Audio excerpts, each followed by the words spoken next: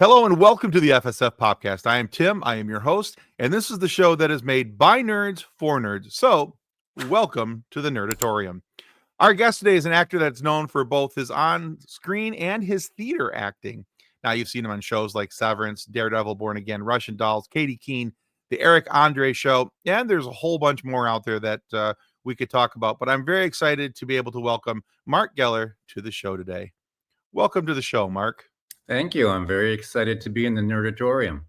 Exactly. All right. You answered it properly. We get to move along. All right. So, one of the first things that we always do with our guests on this show, Marc, is because we are nerds and it's self proclaimed and we wear it as a badge of honor, we like to know the origin stories, the backgrounds of our heroes. And today you are the hero of the story.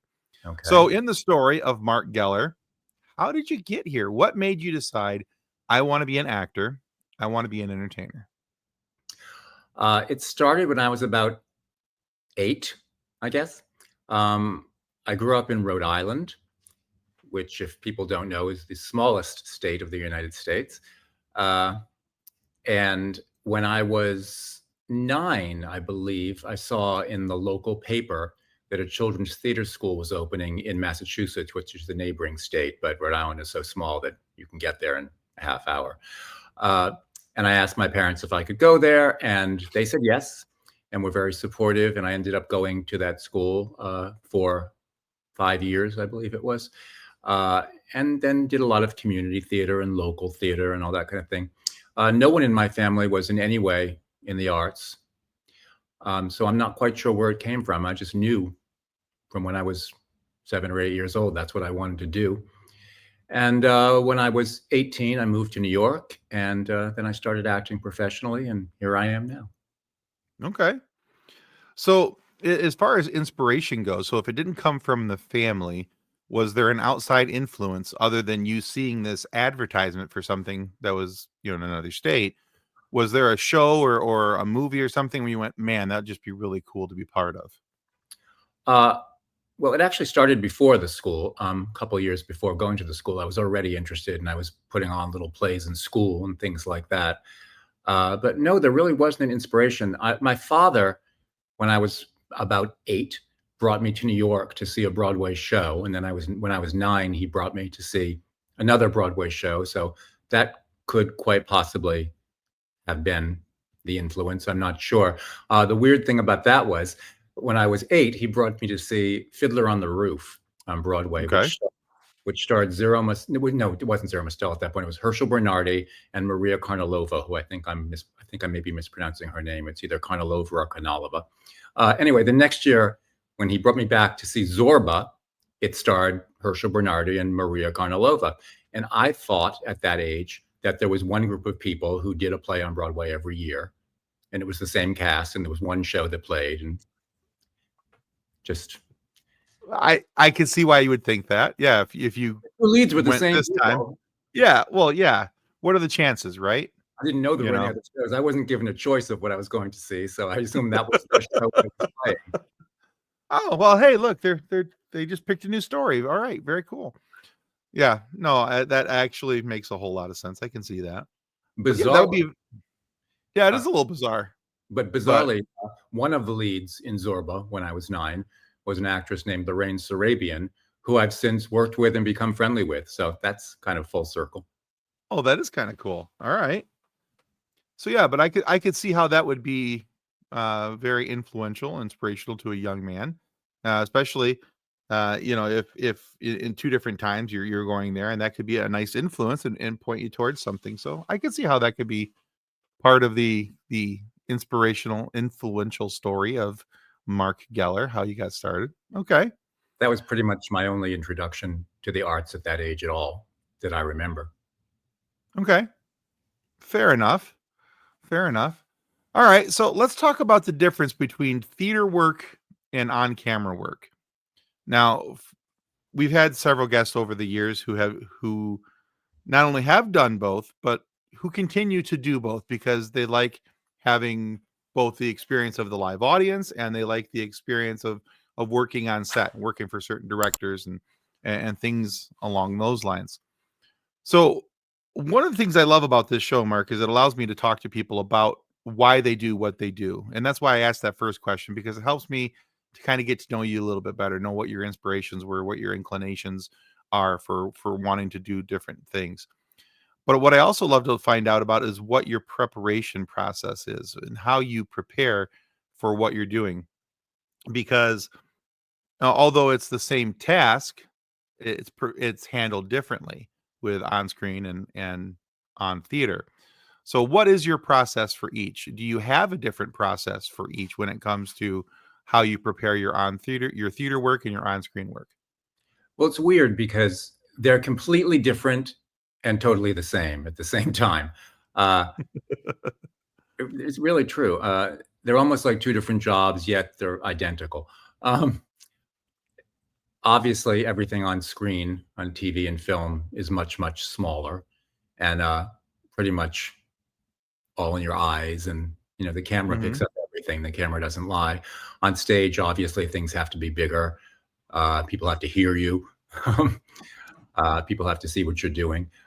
So they're very different in that way, uh, but very much the same in the fact that they both need to be truthful and uh, come from somewhere real. In terms of preparation, uh, I don't do tons of preparation. It really depends on the part. The first preparation is memorizing the dialogue, which for some shows can be a huge task. Uh, Not as difficult for film and television because you film in small segments, and you can redo it if you get it wrong. On stage you have to do the whole thing every night, and you only get to do it once. So, but if you're playing, a real person or historical person, obviously there's more research and preparation involved in that. Um, but if you're creating something that hasn't been done before, or you're redoing something that's totally imaginary, then from my point of view, there's less preparation. Uh, I always like to figure out what a character looks like and what a character sounds like and how a character walks, things like that, and go from there. I start. Okay. A lot of people start from the inside and go out. I start from the outside and go in. Okay. I find that interesting. You talked about even down to the walk. Why is that so important for you? Uh, if I know how someone moves, and again, more so for theater than for film and television because more of your body show, you can see my entire body the entire time, whereas in Sure. film and Sure. television, if it's on your face, it may not be as important. But I don't know. It's feeling comfortable, I guess, in the character's skin, just knowing how they move, knowing. Uh, I really can't be too much clearer than that because I don't even know that Well, I that's understand fine. myself. No, that's fine. Like I said, for me, it's a point of interest of knowing how and why somebody does something as part of their process, part of their preparation. Because I've heard of a couple other people who talk about gaining the motivation for their character from the outside in and learning about them, about their movements and everything. Um, but I think the more prevalent form, I think, is the opposite direction, going from the character's origins and feelings and all those things, and then going to the outside and everything else. But I also have the mindset of, hey, whatever gets you there and gets the job done, you I try know? not to, I try not to dissect it too much because I don't really want to know. I'm afraid I'll ruin it if I dissect it too much. I've been doing it for a long time, so I just do what I do and hopefully it works. Fair enough. Okay. So, having been an actor that's worked on theater projects, and you've worked, behind in front of a camera and all these different things, is there a project out there that, and I'm thinking this is probably gonna go more towards the line of the theater, but, hey, maybe I'm wrong. Uh, is there a project out there that you wish more people had seen you in or knew that you were part of, that you're like, "Hey, this is some of my best work. Check this out." Um, just in terms of projects in general, in 2023, I did a production at Arena Stage in Washington, D.C. called Ride the Cyclone that was very successful and was extended. And there was talk of it coming to Broadway. I really wish it had come to New York and more people had seen. I mean, a lot of people did see it in DC, but I wish a lot more people had seen it in New York. I think it was a really stellar production of the show. So, but it didn't. Okay. All right. I always like asking that question as well. Again, it's finding out, for me, more about you as a person. And then sometimes if it's something that is on video, I'm like, oh, well, I'll go watch that and check it out. So just kind of curious. Yeah. All right. Um, all right. So now at some point we're at that point where we need at least mention Severance and your character Kier on that show. Now, and if I read properly, one of your auditions said that you were, or one of the interviews I saw with you said that your audition was in two parts, one to be the face and one to be the voice. Yeah. When I first met with them, it was just to be the face of Kier. He originally was just slated to be one picture, basically. And I've said Okay. in the past, and I could be wrong, I assume it was probably the picture in MDR because that one's always there, but I could be wrong about that. But that's what the original audition was going to be. That turned into, after I was cast, that turned into a lot more pictures and, sculptures and statues and things. And then about 6 months after I was cast, the casting people contacted my agent because they were going to start to do some voiceovers for Kier as well, and wanted to know if I wanted to audition to be my own voice because they had cast me really to be a face. So I guess they wanted to make sure I sounded right too. So I recorded some things for them and sent them in, and they said yes, he'll work fine as a voice too. So that's how I became the voice. Okay. It's just an interesting process to me. I whenever I think of being cast for something, I'm like, oh well, yeah. If they cast you, you're going to be the voice as well. That just makes sense to me. But I didn't Well, think about and normally that would be the case, but because their entire focus was on what he looked like when they were casting me originally, the voice wasn't really a huge concern to them at that point. wasn't critical at that stage. Okay, Yeah. that makes sense. Okay, so let's take a little turn into more of the story of Severance itself. And like I told you in the beginning, we're not a deep lore dive podcast. I'm not gonna ask you about the motivations of the character and why you did what you did, and why did you say the things that the writer said that you should say. Uh, Well, in but what I am terms of Severance, it would be a short conversation because my character's dead. So Yeah, he is dead. Yes. But all right. So what attracted you to the Severance project? the same thing that attracted me to every project. It was work. I knew nothing about it. It wasn't even called Okay. Severance. It had a code name. I didn't know what I was even auditioning for. Oh, okay. I knew that Ben Stiller was directing it. I knew that Dan Erickson had written it.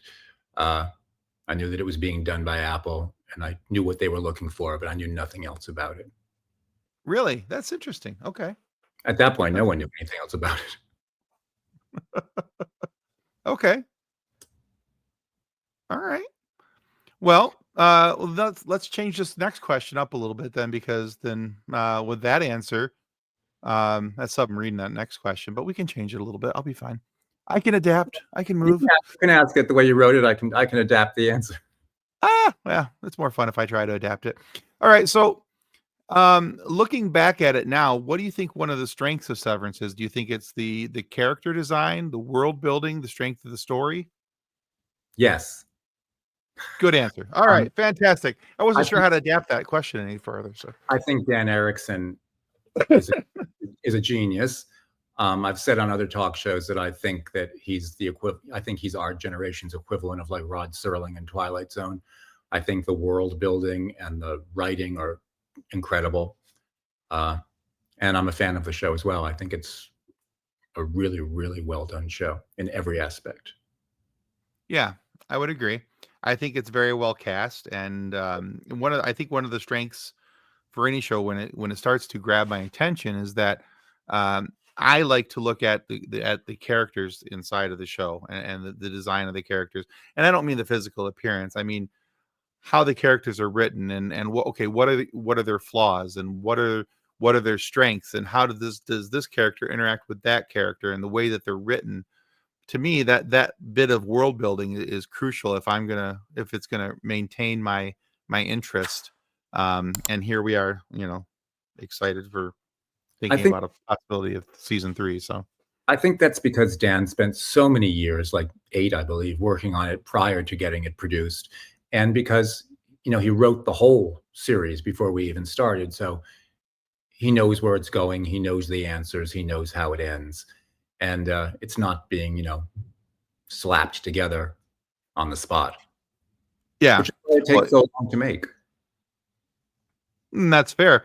Yeah, it's kind of interesting to me when you see shows like that that every when they come to the table, not that it comes to the table ready to go, but you have this whole world laid out in front of you. It makes I think that roadmap becomes a lot easier for not only in my mind, and not only for the actors and the writers and directors to assist in putting this show together, but I think it also makes it extremely easy for the audience to pick up on that this is a crafted show. This is not, to use the term you use, this is not a slap together show. Right. Oh, I totally agree. It's meticulously done. Really, I've actually never been a part of anything that's this meticulously done, and that's both Dan Erickson and Ben Stiller, and everybody else involved. It's very well thought out. Nothing's a mistake. Nothing's an accident, and the minutia and the tiny details, things that you don't even see in the costumes and the sets and the props. It's really pretty amazing. It's a pretty amazing set to be on. Okay. Yeah, I think for me, one of the most interesting things about the show when it first started out is that when I heard that Ben Stiller was directing, and I was like, really? Ben Stiller's directing something? And I think unfortunately for myself, and I'll say it's unfortunate because I discredited it immediately. Oh, Ben Stiller's he's a comedian. Why is well, I no, Well, he's he's directed trying other to really do good things. Escape from yeah, Donald. yeah. And that was the thing. I had overlooked the whole fact that Ben had directed a whole bunch of stuff. And as I started looking into it, I was like, oh, well, I'm an idiot. He actually directed a lot of stuff and he's done a really good with it. And then I watched this and it's like, oh, well, I get to eat everything I thought about that. Um, not that Ben Stiller had to go out there and prove me wrong, but he went out there and proved me all kinds of wrong. And I couldn't be happier that he did. I think he's just quieter about it than he is about his acting career. But he's a I very good director yeah, I would agree with you on that. and very nice to work with. Very supportive. That's cool.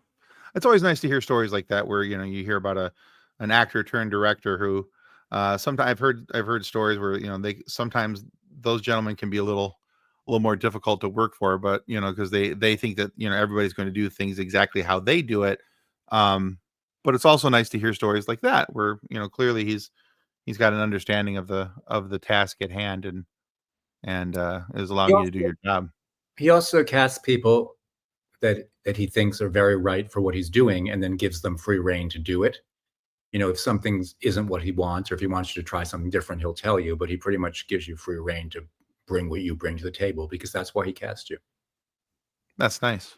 And I Okay. think that comes from being an actor as well. Yeah, he may be doing for you what maybe he wanted in another project, perhaps. Quite Maybe possible. that's you know. So okay, all right. Well, before we take a turn into some of the easier questions, the easier portions of the show, Oh, I'm going these to ask were you this. the hard questions? What's that? These were the hard questions? Ish. Okay, then the easy ones are really gonna be easy. This is great. The Yeah. breeze. Well, we try. We try to make it so it's an enjoyable conversation, not a grill session for what Inquisition. you're going. Exactly. We want you to have fun on the show. We want you to think about coming back at some point. So, if I put you through an inquisition, nobody wants that. Oh, well, So, I'll go to the opening of a supermarket, so that's you won't have much trouble getting me back. fair enough. Okay. All right. So, let me ask you this. And this is purely an opinion question because this is kind of a hot button topic over the last couple of years. There's no doubt that AI is gaining momentum, and there's certainly an uptick in use of AIs for videos, even dialogue.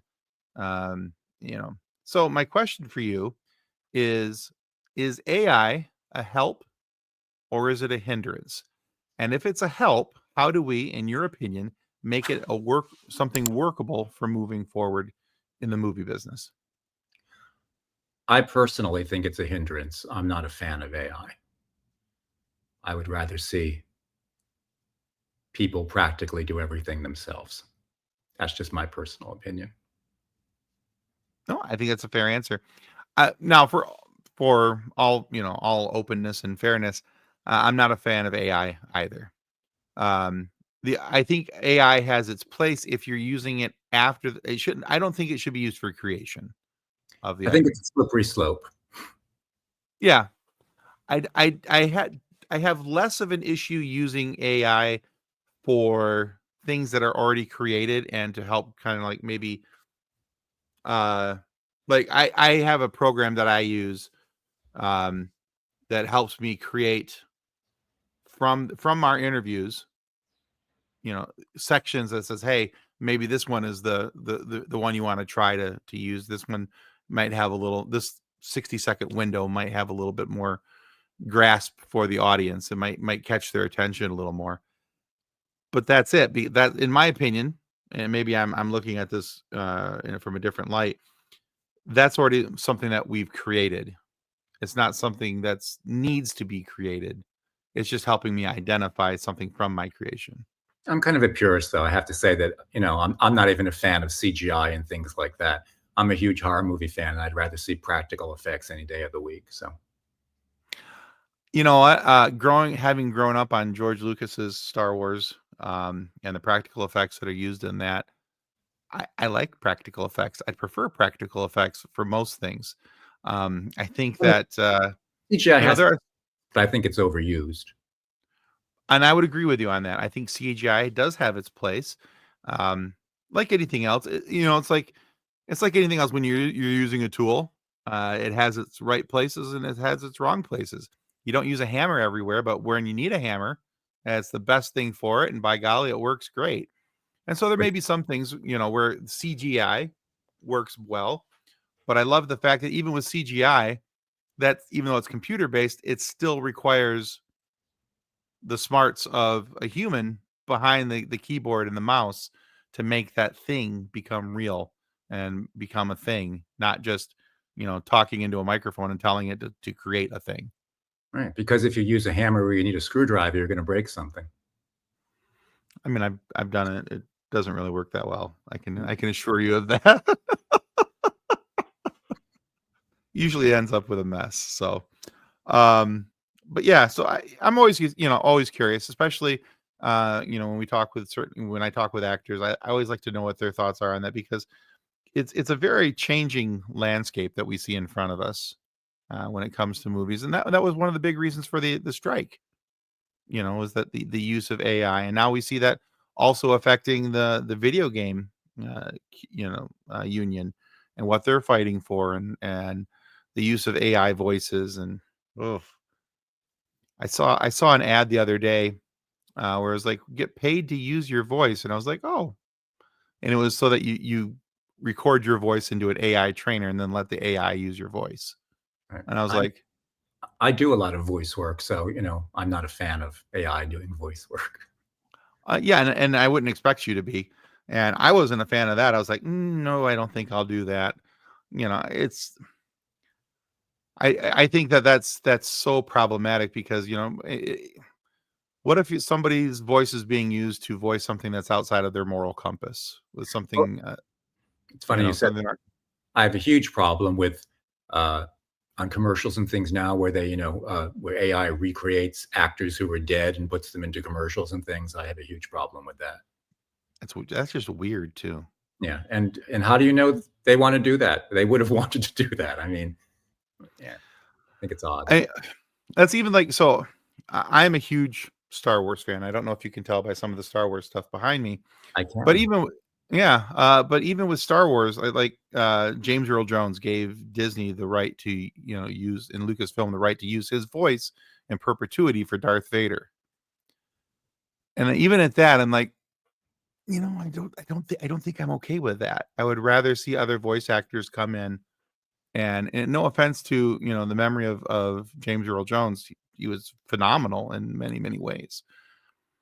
But I mean, there's a lot of voice actors out there who do a very good Darth Vader, and couple of them, by the time you put them through the process machine so that it sounds like he's talking through a voice box and a filter and all those other things, if you can tell the difference, then I'm the Pope. So I guess we have a better chance now that the Pope's American, but so. But anyway, it's just a thought I had and curiosity. So, but yeah, all right. So, Mark, it's suggestion time.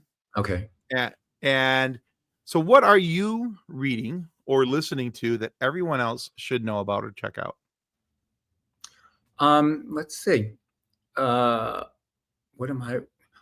Well, I watch a lot of television. So shows I'm watching now, I'm watching Hacks because Gene Smart is absolutely amazing and brilliant. So I love Hacks, and I love everything about Hacks, actually, the writing, the actors. And I'm watching Handmaid's Tale in its final season. I like that. I watched the show Silo on Apple TV. That's its third season, I believe, is about to come on. I like that a lot. I watch From. I think that's an interesting show. But nothing that I would say everybody in the world has to watch. There's so much out there. Watch what you want, read what you want, listen to what you want. Okay. Watch Severance. Watch Severance for sure. That's all I care about. Watch Severance. Fair enough. Are you listening? Are you not listening, but are you reading anything currently? I am not reading anything currently. Okay. Fair enough. Okay. Mark, we have hit the point where I need to ask you a silly question.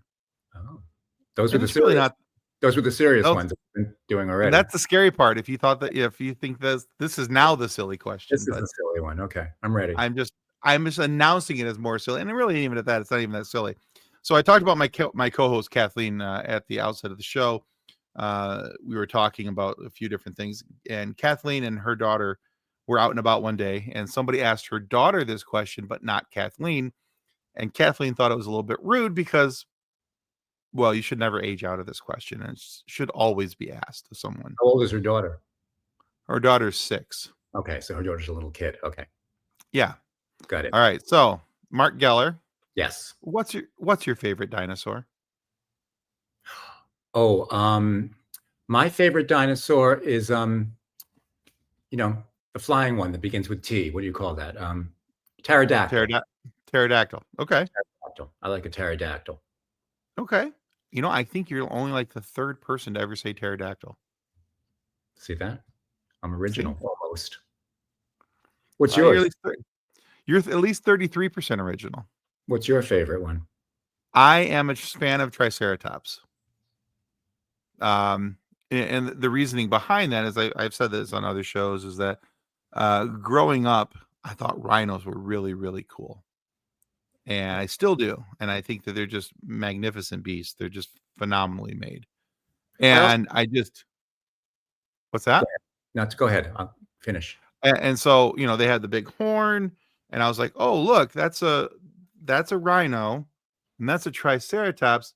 That's a triple horn rhino. Okay, that's my favorite. And that's kind of where it went from. I also like the one, I don't know what it's called, that has the big hood that it can open up and it spits. What's that called? The big fan opens up. Yeah, the spitting one. It's a Dio. I call it the showgirl dinosaur because it has that big fan that opens up around its head. Looks like the jazz hands. Showgirl. The showgirl dinosaur. I like that. Okay. It's like the Rockette dinosaur.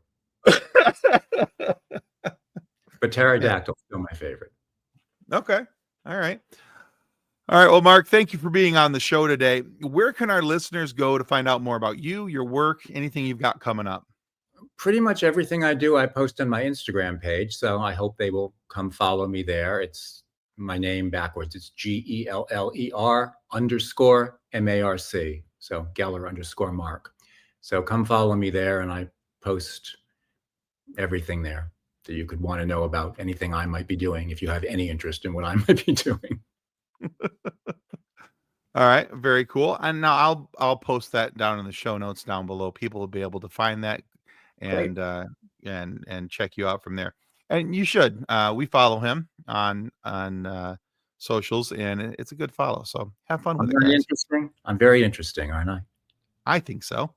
That's why I have you on the show because I thought you were interesting. I So post a lot of fun Severance stuff too. So if they're Severance fans, they may like it as well. exactly. There we go. All right, guys. So if you haven't already, following our show on YouTube is the single most important thing that you can do to ensure that we get more amazing guests like Marc Geller here today and have these great conversations for you to be able to listen to. So please consider following our show. It helps out more than we can ever really tell you. And go to Instagram, check out Mark's work as well. Give him a follow. And trust me, if you are a Severance fan, he's got some cool stuff on there. He's got some cool non-Severance stuff too. So it all balances Oh, out. speaking of which, before you sign off, if this interests anyone, I'm in a film that I think is a really good film that's streaming on Max now called A Different Man that stars Sebastian Stan. So I would recommend going to Max and watching A Different Man as well. I have a very Perfect. small, but Sebastian Stan is wonderful in it. Okay. I'll put a link for that as well in the show notes so that people can check that out as well. So yeah, a different man. Fantastic. All right, guys, thank you so much for checking out the FSF podcast today. Mark, thank you for being here and being part of our show. Thank you. And may the force be with you as you continue to live long and prosper. Goodbye. Bye. Copyright 2025 FSF Podcast. Reference to any specific product or entity mentioned on this podcast does not constitute an endorsement or recommendation by FSF Podcast. The views expressed by guests are their own, and their appearance on the program does not imply an endorsement of them or any entity they represent. If you have any questions about this disclaimer, please contact us via email at info@fsfpodcast.com.